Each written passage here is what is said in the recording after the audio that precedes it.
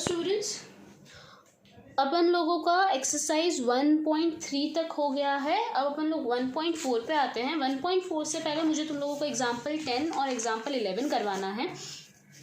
ये वाला पार्ट बहुत सारे स्कूल वाले स्किप करवा देते हैं, बट बहुत सारे स्कूल्स में आता है, सो मैं ये करवा देती हूँ। इसमें इस तरह से बोला जाएगा, रिप्रेजेंट 2.665 ऑन नंबर लाइन। इसमें अपन को विजुअलाइज करना है, इसमें अपन को वो राउंडर यूज करके नहीं करना है, जस्ट विजुअलाइज करना है। इसको किस तरह से करते हैं, देखो अपन को पता है 2.6, पहले 2.6 के बारे में सोचते हैं, ये किसके बीच में आएगा, 2 और 3 के बीच में आएगा। तो तुम लोगों को इसको मैग्निफिकेशन से करना है। मैग्निफिकेशन मतलब ऐसा सोचो कि तुम लोग मैग्नीफाइंग ग्लास लेके आ रहे हो इन दोनों लाइन के बीच में, क्योंकि ये जो नंबर है इसके बीच में आता है, तो कैसे लिखने का, 0 1 2 3। अब मैं इन दोनों को क्या कर रही हूँ, मैग्नीफाई कर रही हूँ।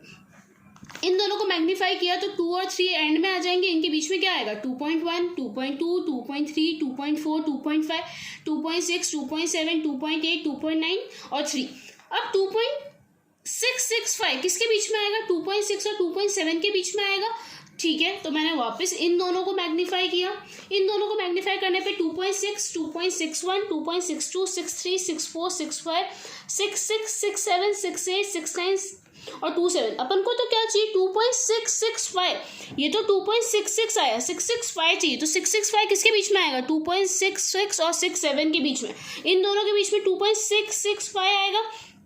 तो अब मैंने इनको वापस मैग्नीफाई किया, इनको मैग्नीफाई किया तो 2.66 यहाँ पे, 2.67 यहाँ पे, तो इनके बीच में क्या आ जाएगा, 2.661 2.662 2.663 2.664 2.665। ठीक है, ये यहाँ पे तुम लोगों का नंबर आ गया 2.665। किस तरह से समझ आया, पहले 2.6 किसके बीच में, ये किसके बीच में आता है, सबसे स्टार्टिंग से चालू करेगा। तुम लोग डायरेक्टली ये लाइन ड्रॉ नहीं कर सकते, तुमको पहले बेसिक से चालू करने का। ये 2 और 3 के बीच में आएगा, फिर 2.6 और 7 के बीच में आएगा, फिर 2.66 और 2.7 के बीच में आएगा। इस तरह से तुमको पूरा मैग्निफिकेशन दिखाना है। एक और अपन देख लेते हैं, 5.37 बार को रिप्रेजेंट करना है। 5.37 मैंने बार का मतलब समझाया था, या बार किसके ऊपर है, 7 के ऊपर, मतलब हमको किसको रिप्रेजेंट करना है, 5.3777। अब ये पहले किसके बीच में आएगा, 5 और 6 के बीच में आएगा। ठीक है, 5 और 6 को मैग्नीफाई किया तो यहाँ पे क्या क्या आएगा, 5.1 5.2 5.3 5.4 5.5 5.6 7 8 9 10। अपन को क्या लोकेट करना है, 5.377। ये किसके बीच में आएगा, ये आएगा 5.3 और 5.4 के बीच में। अब 5.3 और 5.4 को मैग्नीफाई करते हैं, 5.31 5.32 5.33 34 35 36 37 38 39 और 5.4। अभी भी वर्कआउट नहीं करा, अभी तक सिर्फ 5.37 पे आया, अपन को 377 पे जाना है। ठीक है, इसको भी मैग्नीफाई करते हैं वापस, इसको और मैग्नीफाई किया तो ये क्या हो जाएगा, 5.37 और 5.38 के बीच में आएगा। तो 5.371 5.372 5.373 5.375 376 377। देखो 377 तक आया अभी तक।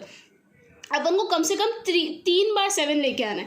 5.378 5.379 5.3777 किसके बीच में आएगा, 5.377 और 5.378 के बीच में आएगा। तो मैं क्या कर रही हूँ, 5.377 और 5.378 इसको अब मैग्नीफाई करवा रही हूँ। इसको मैग्नीफाई किया तो 5.3771 772 3 4 5 6 7।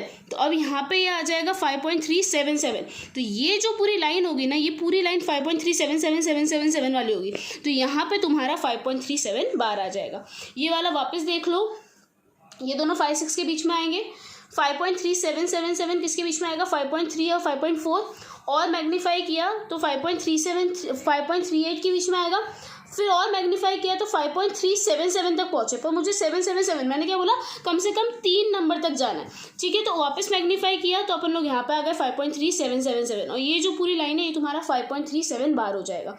ओके स्टूडेंट्स, ये वाला बहुत स्कूल्स में कैंसिल करवा देते हैं, इतना काम का नहीं है, तो भी करना एक बार सबको ही है। एक्सरसाइज 1.4 का ये दोनों क्वेश्चन तुम लोगों को करना है होमवर्क में। अब आते हैं कुछ बेसिक रूल्स के ऊपर जो मुझे तुम लोगों को समझाने हैं। ये रूल्स मैंने तुमको चैप्टर नंबर 2 में भी समझाए थे, मैं तुम लोगों को वापस समझा देती हूँ। रूट्स के रूल है ये चीज़ हमेशा याद रखना। सेम रूट वाले ही एक दूसरे से प्लस माइनस हो सकते हैं। जैसे √2 प्लस √2, √4 नहीं होगा, √2 के आगे क्या होगा 1, सिर्फ ये दोनों प्लस होते हैं। आगे के रूट के बाहर के जो नंबर है वो एक दूसरे से प्लस होते हैं, अंदर जो रूट है वो तो सेम ही रहेगा। तो 1 + 1 2, तो 2√2, √2 माइनस √2 मतलब 1 - 1 0 बचेगा। 2√2 माइनस 1√2 तो क्या बचेगा 1√2, ठीक है। 2√2 प्लस 1√2, 2 + 1 3 √2, 2 × √2 तो √4 होता है, 2√2 डिवाइड बाई √2 √1 होता है, ठीक है। √3 प्लस √6, अब ये चीज़ मैंने तुमको क्या बोली थी, सिर्फ सेम रूट वाले एक दूसरे से प्लस माइनस हो सकते हैं। क्या ये दोनों के रूट सेम है? नहीं, मतलब ये दोनों एक दूसरे से प्लस नहीं हो सकते, ना ही ये एक दूसरे से माइनस हो सकते हैं। पर से ये अलग अलग रूट वाले एक दूसरे से मल्टीप्लाई भी हो सकते हैं और एक दूसरे से डिवाइड भी हो सकते हैं। √3 × √6 18 हो जाएगा, √3 डिवाइड बाई √6 क्या हो जाएगा 3 डिवाइड बाई 6 1/2, तो √1/2 हो जाएगा। वापस देख लो, सेम रूट वाले ही एक दूसरे से प्लस माइनस हो सकते हैं, अगर रूट अलग अलग है तो वो प्लस माइनस नहीं हो सकते। ये ध्यान रखना है, √2 प्लस √2 करोगे तो √4 नहीं होगा, ये प्लस में ये आगे वाले नंबर ऐड होते हैं, ये √2 का तो सिर्फ √2 ही रहता है। ओके स्टूडेंट्स, अलग अलग नंबर एक दूसरे से प्लस माइनस नहीं हो सकते, पर अलग अलग नंबर एक दूसरे से मल्टीप्लाई और डिवाइड हो सकते हैं, और सेम नंबर तो एक दूसरे से मल्टीप्लाई और डिवाइड तो होंगे ही होंगे। अब एक बार ये चीज़ देख लेते हैं, एक चीज़ याद रखना, अगर कोई नंबर इर्रेशनल है, मैंने तुमको समझाया था √3 √6 जो किसी के परफेक्ट स्क्वायर नहीं है और वो रूट में आ रहे हैं, वो सारे नंबर इर्रेशनल है। अगर कोई भी इर्रेशनल नंबर किसी नंबर के अंदर से माइनस किया जाए, किसी नंबर के साथ मल्टीप्लाई किया जाए, किसी नंबर के अंदर डिवाइड किया जाए, किसी नंबर में प्लस किया जाए, तो वो पूरा नंबर इर्रेशनल हो जाता है। वो पूरा नंबर क्या हो जाता है? इर्रेशनल हो जाता है। जैसे मैं तुम लोगों को 1.5 में समझाती हूँ। देखो, इसमें से पूछा है कौन सा रैशनल है कौन सा इरेशनल है। √5 इरेशनल है तो ये पूरा इरेशनल हो जाएगा। यहाँ पे देखो, √3 प्लस √23 माइनस √23, √23 और √23 कट जाएगा, प्लस और माइनस है तो सिर्फ 3 बचा, तो ये रैशनल होगा।